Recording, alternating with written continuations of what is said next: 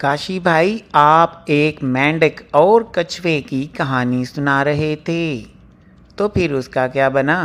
ہاں بھائی، میں آپ کو ایک مینڈک اور کچھوے کی کہانی سناتا ہوں۔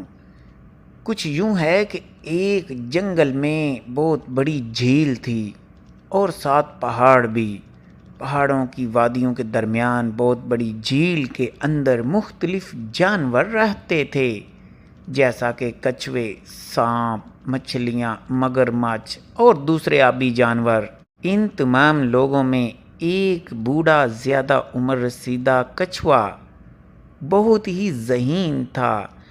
جھیل میں کوئی بھی معاملہ بگڑتا یا کسی کے ساتھ کوئی مسئلہ پیش آتا تو وہ اس بوڑھے کچھوے سے مشورہ کرتا۔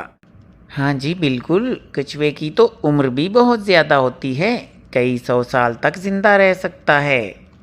ہاں جی بالکل، اس کچھوے کی بھی کافی عمر تھی اور کافی ذہین اور سمجھدار بھی تھا۔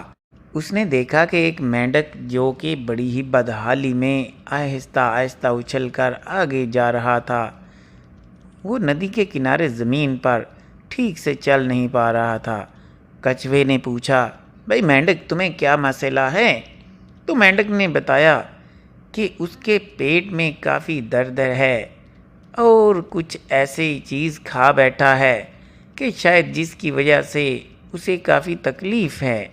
تو کچھوے نے اسے ایک جڑی بوٹی کا نام بتایا کہ آپ یہ کھاؤ گے تو آپ ٹھیک ہو جاؤ گے۔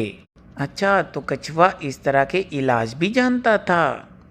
ہاں، کچھ ایسا ہی ہے، لیکن مینڈک نے آگے سے جواب دیا کہ ہاں مجھے تو پتا ہے فلاں فلاں جڑی بوٹی سے میں ٹھیک ہو جاؤں گا، لیکن بس میرا کچھ دل نہیں چاہ رہا۔ کچھوے نے حیران ہو کر پوچھا، تو آپ نے وہ کھائی کیوں نہیں؟ اس نے کہا، بس ایسے ہی ہے، مجھے پتا تو تھا لیکن بس میں نے اس جڑی بوٹی کو کھایا نہیں ابھی تک۔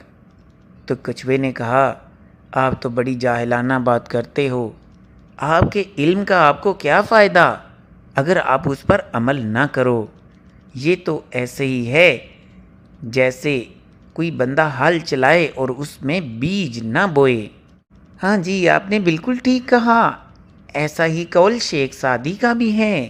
ہاں بالکل، شیخ سعدی کا بھی قول ہے، اور یہی قول اس کی سمجھ میں آ گیا اور اس نے بڑے ندامت کے ساتھ معافی چاہی اور اس جڑی بوٹی کو کھانے کو چل نکلا۔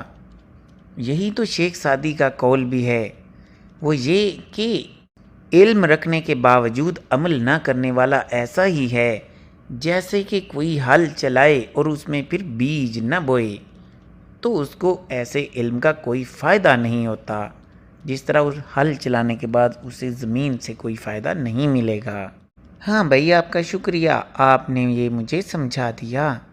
واقعی علم بغیر عمل کے کسی کام کا نہیں۔